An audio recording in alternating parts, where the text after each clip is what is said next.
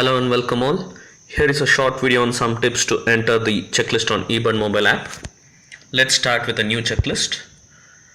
On this menu, choose a location from map. Here is a small tip. As you know, ebird loads the likely species checklist for the location you choose, but for this you need to have the net connectivity on the mobile.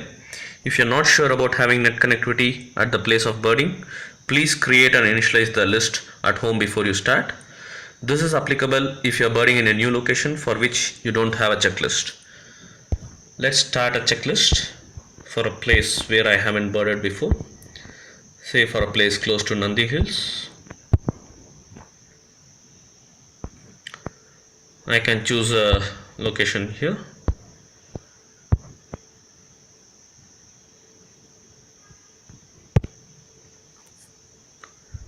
Create a new location, you just have to zoom in and click on the place where you plan to bird,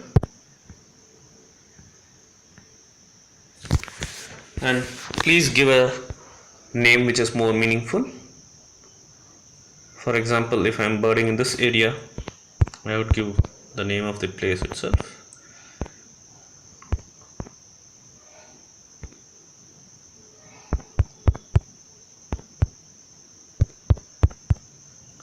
And then I say select. On this page, please enter the date and time of the birding. You can skip this and go to start if you are initializing the checklist in advance, but please ensure that you change the date and time when you actually bird before the submission. So I would say start here. On this page, the app will load the likely list of species to be seen at this location you have chosen. Once the app loads the list, you can choose to continue by entering the sighting if you are birding at that moment, or if you wanted to just initialize the list, you can quit and start entering the list when you actually start the birding at that location. For example, let me just go back to the home page. To get to the list you created earlier, you can go to the My Checklist option and go to the list that you recently created. Here you can start entering the sightings. For entering the sightings, you need not type the full name of the bird. Instead, you could choose to use the short codes. Short codes are basically 4-letter words derived from the words of the bird. The short codes for each bird depend on the number of words in the bird name. For a single word, it is just the first 4 letters of the name. For 2 words bird name, it is the first 2 letters of each of the word. For 3 words, it is the first 2 letters of the first word and 1 letter each of the second and third word. For 4 words and above, you can enter the first letter of the first 4 words. Let's start entering the bird list. For example, blue-capped rock thrush, I would type in the first letter of each of the word, BCRT, and I would select this. And on this pop-up menu, I would enter the details of the observation, the number of species observed, and any other details you want to put, you can put in the comments. I would say 2 and say done. There's another way to enter the number of individuals that you have sighted for any given species. For example, say I sighted 3 Tickle's blue flycatcher.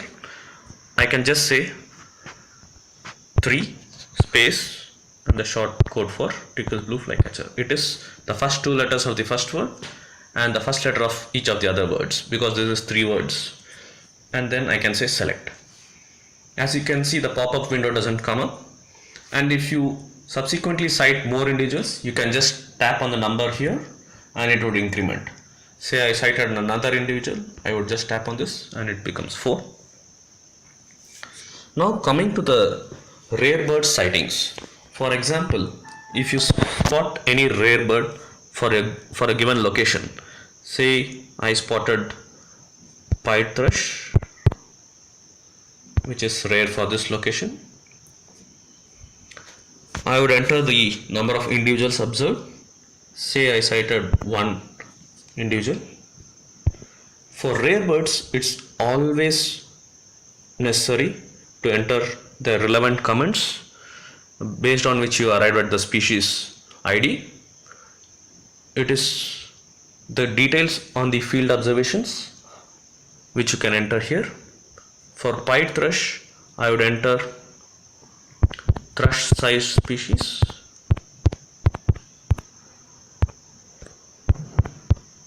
You can put any comparative species name here. You can say what the plumage was, black and white.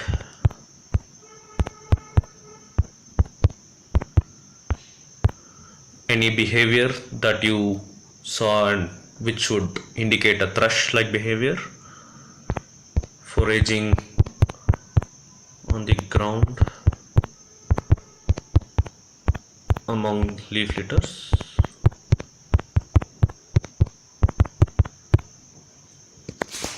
And any other details that you think could be relevant for concluding the species ID. Also, it is good to upload any photos that you might have taken during the sighting, but current ebird mobile app doesn't allow you to upload images, but you can do so through ebird web. You can do it later. Once you have done this, you can click on this done. Here you need to tick this box besides the rare.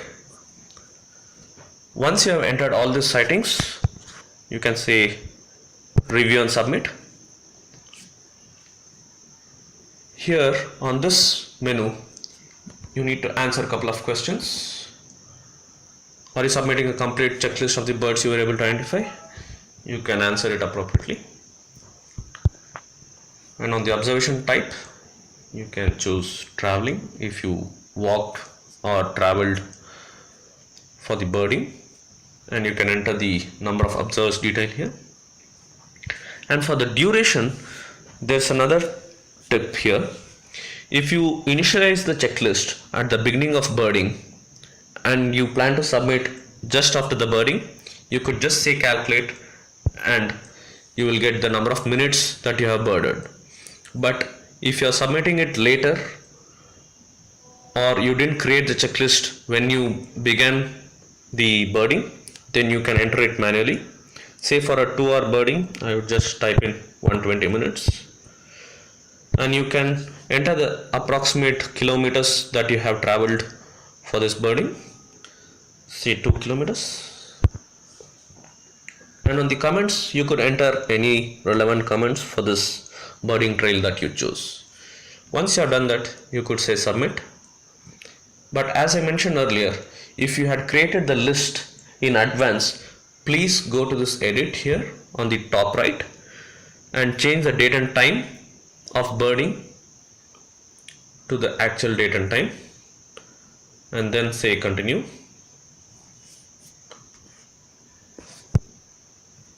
Once you do that, you can just say submit.